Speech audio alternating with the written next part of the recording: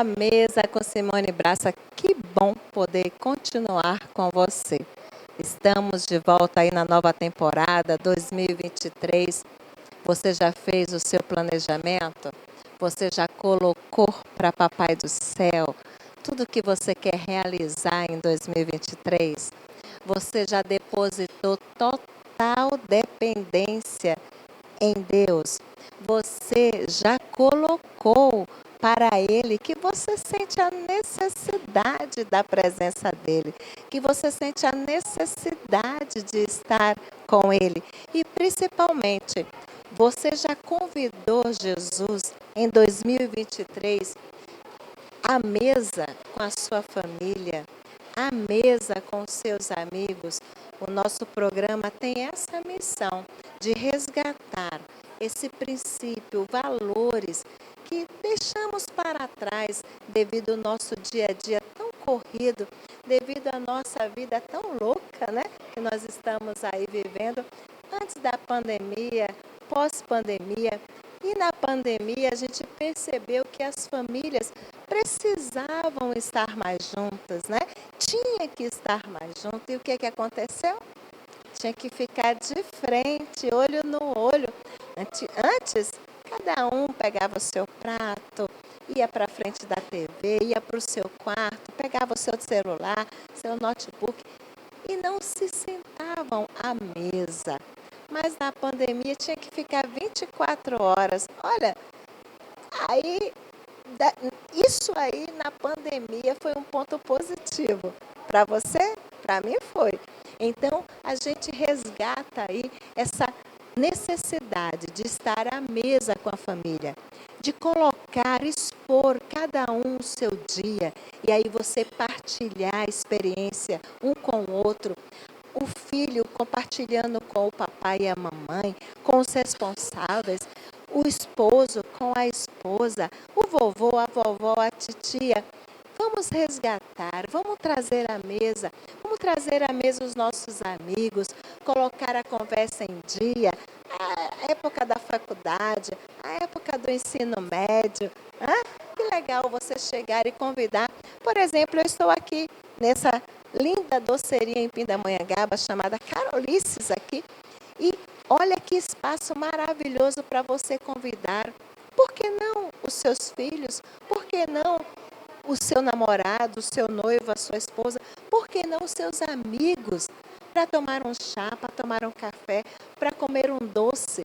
Porque a vida tem levado para a gente alguns momentos amargos. A vida tem trazido para a gente algumas noites traiçoeiras. Mas eu convido a você a trazer à mesa e convidar, principalmente, o pão da presença, que é Jesus, estar à mesa com você. Mas eu quero ler aqui no livro de João, na Bíblia, no Novo Testamento. Eu não tenho Bíblia em casa. Opa! Nós temos a tecnologia na mão, nós temos uma Bíblia aqui na mão, que é no seu celular. Então, eu vou pedir para você ir aí no livro de João, no capítulo 11, do verso 32 ao 44. Eu não vou ler tudo, mas no livro de João, no verso 32 ao 44, vai nos relatar uma história muito bonita de duas irmãs que viram o seu irmão morrendo, chamado Lázaro. E o que ela fez? Ela sabia que Lázaro tinha um grande amigo, que era Jesus. Jesus era um grande amigo de Lázaro. Então, quando ele morreu, sim, porque ele foi colocado dentro do túmulo, foi antigamente, né? Na época de Jesus, era um enfaixado, foi colocado dentro daquele túmulo, pegaram-se aquela pedra, fecharam-se o túmulo. E ele já estava morto. E aí, Maria e Marta lamentaram, choraram e disseram: poxa, se Jesus estivesse aqui, o meu irmão não teria morrido. E olha o que aconteceu. Elas foram ao encontro dos seus amigos e disseram: fala para Jesus aonde ele estiver. Pede para ele voltar, porque eu tenho certeza que ele pode fazer algo ainda. Sim, porque elas acreditavam nisso. Porque ela sabia que Jesus tinha poder de ressuscitar o seu irmão. Mas se não, pelo menos para vir, para poder consolá-la. Mas olha o que aconteceu. No verso, só vou ler os últimos. No verso 41, no verso 40, tá? No verso 40, Jesus disse para elas: não lhe falei que se você cresce, veria a glória de Deus? Sim, porque Jesus é o Filho de Deus. No 41, então tiraram a pedra. Jesus olhou para cima e disse: Pai, eu te agradeço, porque me ouviste. Depois de dizer isso, Jesus bradou em alta voz: Lázaro, venha para fora. O morto saiu, com as mãos e os pés envolvidos em faixas de linho e o rosto envolto num pano. Disse-lhe Jesus: tirem as faixas dele e deixe-o ir. Ora, isso é uma evidência, é uma das evidências do poder de Deus na vida de um ser humano. É evidência do que Jesus, quando estava aqui neste reino, nessa terra, ele realizou vários milagres. Mas aí nós chegamos à conclusão, você pode refletir: mas isso foi há 2000 anos atrás, isso foi há muito tempo. Jesus, ele não realiza mais milagre. Aí eu te desafio. Eu quero dizer a você que Jesus realiza milagre até hoje. Mas como assim? Através da minha vida, através da vida de quem crê. Quando Jesus chegou para Marta e Maria, disse: olha, você não crê que eu tenho poder de ressuscitar a Lázaro? E quando elas choravam, Jesus também como homem, sim, porque Jesus, quando ele esteve aqui, ele era Deus, ele era o Filho de Deus, fazia parte da Trindade, o Pai, o Filho e o Espírito Santo. Mas Jesus, ele foi 100% Deus, mas também foi 100% homem quando aqui esteve. E como homem, ele sentiu as nossas dores. Como homem, ele chorou, ele se alegrou, ele se alimentou. Ele viveu como nós. Por isso que ele sabe o que nós passamos. Ele sabe o que nós sentimos. Então, Jesus chorou quando o seu amigo Lázaro, que ele amava, a Bíblia diz que Jesus amava Lázaro, como ele ama a mim e ama você. Então, nas suas lágrimas, nas suas dores, Jesus está também do seu lado. Eu quero te convidar a ficar para o próximo bloco comigo. Depois do break, eu trouxe uma convidada especial, a doutora Vivian, que vai mostrar as evidências desse Deus na vida dela. Fique com a gente.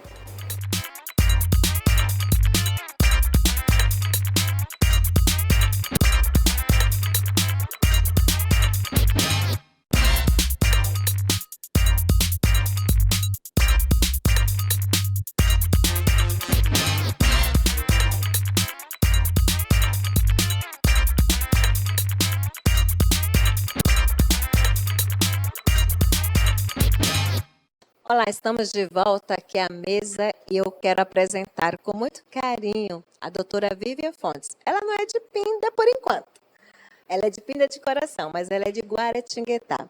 Ela tem um currículo enorme, mas ela vai falar de uma vida próspera com esse Deus, mas também vai falar um pouquinho das experiências dela da vida profissional, uma mulher empoderada, uma mulher bem-sucedida, mas antes de tudo, uma mulher que tem a bênção de Deus na vida dela. Doutora Vivian, que prazer, muito obrigada por ter atendido o nosso convite. Fique à vontade, fala para essa mulherada que ela precisa ter uma vida empoderada, mas abençoada. Sim, eu que agradeço o convite. Já confidenciei aqui em off para você a minha alegria, né, de estar aqui hoje. E eu tenho um testemunho que até a hora que eu cheguei aqui antes de gravar, eu fui retocar a maquiagem, né, porque no caminho, falando desse Jesus, dessa presença desse Jesus que a gente coloca todos os dias, que a gente convida todos os dias para estar nas nossas vidas, né, e eu precisava de uma resposta. E vindo para cá, eu recebi essa resposta de uma maneira tão clara, tão concreta, tão tão perfeita como é esse Jesus, né? E eu chorei. Então eu cheguei aqui e falei, deixa eu retocar a minha maquiagem para ver se não saiu nada do lugar, né? Mas eu tenho, assim, uma história com Cristo que teve, como todas as histórias, né? A gente tem altos e baixos, a gente, às vezes, cai na desobediência, na rebeldia, né? Eu, graças a Deus, venho de uma família cristã, um berço cristão, mas ali na minha juventude, adolescência, eu me perdi um pouco. Tive um período distante dessa vida lado a lado com Jesus, assim como Lázaro, né, que podia chamar Jesus de amigo, né? Eu me distanciei dessa amizade um período da minha vida, mas hoje, né, depois de ter retomado esse caminho com Cristo, eu posso testemunhar que eu posso ter me afastado dele, mas ele não se afastou de mim. Então, toda a minha história é trilhada certamente com a presença de Jesus todos os dias, né, do meu lado. Uma dessas experiências muito fortes, né, foi com relação à minha profissão. Eu trabalho desde muito cedo, né? Inclusive, hoje nós estamos aqui numa doceria. A minha família é doceira. A minha família vem de uma... Começou, né, a história do doce também com uma indígena. Ela era, minha tenta-avó era índia. E aí, para sustentar todos os filhos, ela fazia os doces que eram da tribo dela, né? Doces à base de frutas, doces de abóbora, doce de batata, doce de banana, né? E muitos da minha família lá em Guaratinguetá, que eu sou de lá, vivem disso ainda hoje. E aí, com 12 anos, todos nós primos novos, né, nós fomos trabalhar com isso, ajudar a família nisso, né? Era uma diversão para nós, na verdade, mas já era um trabalho. Então eu comecei a trabalhar com 12 anos. E dali, graças a Deus, nunca mais parei, né? E a minha família, como eu disse, com uma base cristã, fazendo esse trabalho, mas sempre com Cristo, sempre em oração, né? E isso foi realmente a base de tudo. E quando eu cheguei, depois que eu me formei, que eu fui prestar o exame da OAB, eu estava passando por um período que eu estava retornando para Cristo, retornando para esse caminho com a igreja, né? E aí a gente tem várias provas, né? E eu estava passando por uma perseguição muito grande. Então, na época que eu fiz a prova, a segunda chamada, né? Aliás, até hoje não pode, né, entrar com nenhum aparelho, nenhum celular, nada. Mas se eu pudesse ter fotografado a minha prova da OAB, a segunda fase da prova, a minha prova estaria molhada, porque eu fiz a prova chorando. Eu fui para lá debaixo dessa perseguição, né? E comecei a prova. Porém, eu tenho certeza que Jesus estava comigo nesse momento, que a matéria que caiu, eu fiz a prova da OAB, que cada um escolhe a área que quer fazer a prova, né? Eu escolhi o direito empresarial. E a gente pode levar o livro, né? Que é um compilado de todos os códigos, de todas as leis, que se chama Vademecum, né? E alguns livros específicos da área que você escolheu. Foi tudo tão exato que eu me lembro que eu estar com os olhos assim, embaçados, né, de tanto ter chorado. Mas quando eu li a questão, quando eu li tudo aquilo que se tratava, que pedia a prova, eu me recordo de abrir os livros exatamente na página do artigo que eu precisava responder. Então, assim, esse é um dos testemunhos que eu posso dar com relação à minha profissão e toda a realização que Jesus fez na minha vida, que eu tenho certeza que Ele nunca me deixou, nunca. Olha, que maravilha! Você mulher, você mãe, você que está em casa, esses doces aí, tenho certeza que está dando água na sua boca, mas eu espero que seja mais impactante o que ela está falando, o que a doutora Vívia está trazendo de depoimento, venha trazer você o desejo, o sabor de conhecer esse Jesus e ter uma vida pautada com Ele e para Ele. Porque nós, hein, doutora Vívia, nós sabemos o quanto é difícil a caminhada para nós mulheres, sim ou não? Nós estamos galgando aos poucos, Marcos, lá atrás, muitas mulheres pagaram com as suas vidas.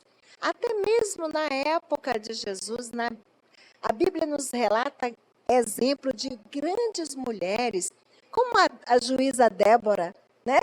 A Esther, que foi lá diante do rei, suplicar ao rei, e o rei foi lá e atendeu o pedido de Esther. Mas antes, o que é que Esther fez? Esther foi lá, separou 3 dias de jejum, 3 dias de oração, mandou que aquele povo se dobrasse diante desse Deus, para que então o rei, o caminho fosse aberto para o rei ouvir aquela proposta, aquela reivindicação. Então a doutora Vivi é uma excelente advogada. Fique aí, que você vai conhecer mais da história de vida da doutora Vivi, essa mulher empoderada, mas que também reconhece o senhorio de Deus na vida dela. Fique com a gente volta já.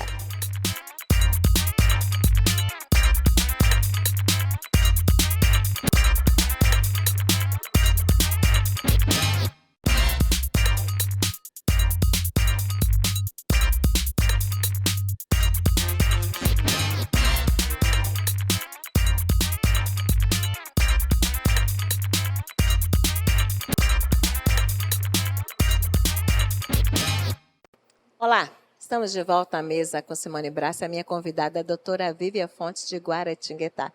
Vamos continuar ouvindo os propósitos de Deus nessa vida dessa mulher tão empoderada, mas tão humilde para reconhecer que sem Deus ela não é nada. Exatamente, exatamente. Na minha profissão, né, eu atendo muitas mulheres. Eu atendo hoje, né, especializada em direito civil, mais um nicho que é o direito de família, né? O meu escritório atua bastante nessa área, no direito público. Na verdade, assim, a questão dos direitos todas também é mais um sinal da presença de Jesus na minha vida, né? Com 7, 8 anos de idade, eu já tinha na minha rua uma associação de bairro mirim. Eu e as minhas amigas, e olha que tinha cargos, tinha primeira secretária já desde aquela época, e nós passávamos em todas as casas recolhendo, não era R$1, R$2 naquela época, e a gente fazia eventos. Então, Dia das Mães, a gente dava botões de rosa para todas as mães da rua. A gente organizava uma festa junina. Claro que os pais pagavam muito mais, investiam, mas a gente achava que era a gente que estava realizando. Depois, aos 13, 14 anos, eu fui do Grêmio Estudantil da escola que eu estudava. Então eu sempre tive esses sinais que Cristo já tinha o sonho de que me colocaria na vida do direito, né? Já colocaria o direito na minha vida, né? No rumo da minha história. E eu sempre exerci sem saber naquela época, né? Ainda não tinha maturidade para saber que já era a ação de Deus na minha vida, né? Mas aí hoje tudo também foi afunilando, né? Com o direcionamento de Deus para que eu chegasse nesse nicho, né? nesse direito, nesse capítulo do direito civil, que é o direito de família, né? Eu também atuo com direitos públicos, né? Eu falo as políticas públicas, né? Criança, adolescente, idoso, pessoa com deficiência e os direitos das mulheres. Já estive também em conselhos municipais de direitos da assistência social.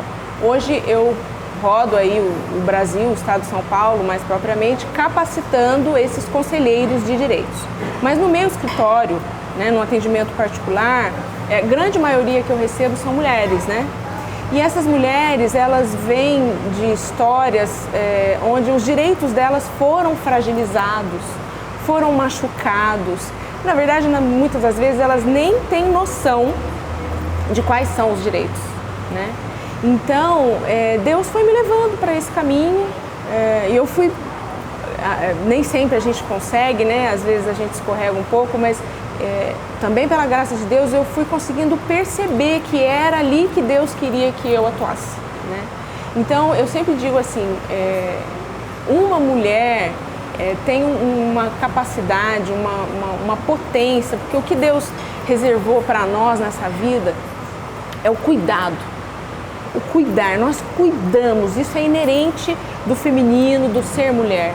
E quando nós nos juntamos para cuidarmos uma das outras, é muito bonito o que acontece nesse cuidado, né? Então, primeiramente, eu me dispus a esse cuidado do direito dessas mulheres, mas o que eu acho que pode ficar de mensagem é que nós deveríamos ter mais esse olhar de uma cuidar da outra.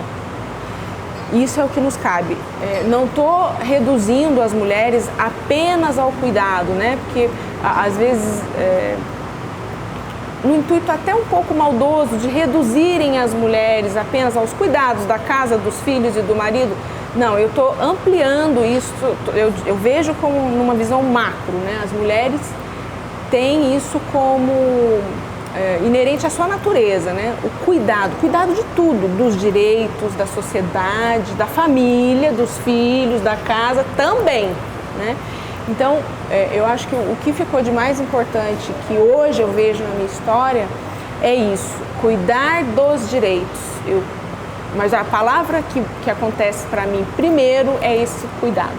Cuidado dos direitos da mulher, da pessoa com deficiência, né? do vulnerável, daquele que mais precisa, de uma política pública de assistência social, do idoso, enfim. Então, eu acho que nós mulheres, a gente vai evoluir cada vez mais se a gente voltar os olhos para isso que é da nossa natureza, o cuidado. Então, eu acho que isso é o que empodera mulheres. Isso é o que empodera mulheres. Olha, nós não precisamos de gritarmos ao ponto de chegar a uma violência. Não. Nós precisamos gritar, sim, mas com uma palavra, um discurso brando e com conhecimento. A mulher, ela precisa tomar posse dos seus direitos, os direitos, mas com a sua feminilidade, com a sua doçura. A gente pode fazer isso. A nossa voz, ela vem empoderada. Mas, hoje aqui, a doutora Vivian, com todo esse currículo dela, nos mostra, traz para mim um grande exemplo. Ela é essa mulher empoderada, mas ela tem a feminilidade dela aguçada. Ela é doce, como essa mesa aqui, né? Então, ela está atendendo a um versículo da Bíblia que diz no livro de Provérbios 31, 8 e 9.